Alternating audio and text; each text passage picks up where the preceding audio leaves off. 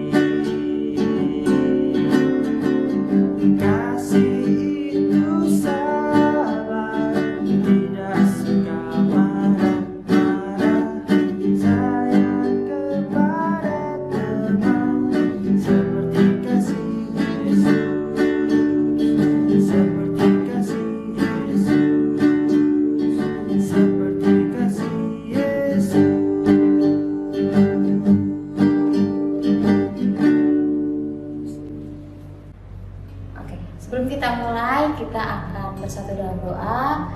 Ibu Valen akan memimpin kita dalam doa. Mari kita berdoa. Selamat pagi Bapa, selamat pagi Yesus, selamat pagi Roh Kudus. Terima kasih atas berkat-Mu yang telah mengumpulkan kami di tempat ini, walaupun kami berdevosi secara online. Tuhan Yesus, kami meminta pertolongan-Mu untuk Engkau memimpin kami pada devosi hari ini, sehingga apapun yang Ibu Valen sampaikan bisa menjadi rema dalam kehidupan anak-anak sekolah Mentara Harapan. Terima kasih Tuhan Yesus, dalam nama-Mu kami telah berdoa dan mengucap syukur. Haleluya, amin. Nah, untuk devosi hari ini Ibu Valen akan membacakan ayat Alkitab dari Efesus 4 ayat 15 dan Efesus 4 ayat 26 sampai 30. Ibu Valen akan bacakan yang ayat 15 terlebih dahulu. Efesus 4 ayat 15. Tetapi dengan teguh berpegang kepada kebenaran di dalam kasih, kita bertumbuh di dalam segala hal ke arah Dia, Kristus yang adalah kepala. Ayat 26 sampai 32. Ayat 26 sampai 32. Apabila kamu menjadi marah, janganlah kamu berbuat dosa. Janganlah matahari terbenam sebelum padam amarahmu. Dan janganlah beri kesempatan kepada iblis. Orang yang mencuri, janganlah ia mencuri lagi, tetapi baiklah ia bekerja keras dan melakukan pekerjaan yang baik dengan tangannya sendiri, supaya ia dapat membagikan sesuatu kepada orang yang berkekurangan. Ayat 29, janganlah ada perkataan kotor keluar dari mulutmu, tetapi pakailah perkataan yang baik untuk membangun, di mana perlu, supaya mereka yang mendengarkannya beroleh kasih karunia.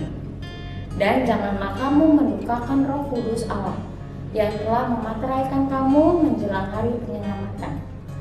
Segala kepahitan, kegeraman, kemarahan, pertikaian dan fitnah hendaklah dibuang dari antara kamu. Demikian pula segala kejahatan. Ayat 32 yang terakhir, tetapi hendaklah kamu ramah seorang terhadap yang lain, penuh kasih mesra dan saling mengampuni, sebagaimana Allah di dalam Kristus telah mengampuni kamu. Nah, dari ayat ini dari Efesus 4 ayat 15 dan 26 sampai 32. Ibu Valen kasih judul dengan mengendalikan amarah. Di sini Ibu Valen mau tanya ke kalian, siapa di sini anak-anak sekolah Lentera Harapan yang selalu marah kalau orang tuanya tidak menuruti permintaan kalian, kalau teman-temannya tidak menemani kalian, selalu marah, selalu tidak bersyukur? Semoga anak-anak sekolah Lentera Harapan tidak ada yang seperti itu ya. Nah, dari ayat tersebut, dari ayat 26, Ibu Valen akan bacakan lagi di Efesus 4 ayat 26. Apabila kamu menjadi marah, janganlah kamu berbuat dosa. Janganlah matahari terbenam sebelum padam amarahmu.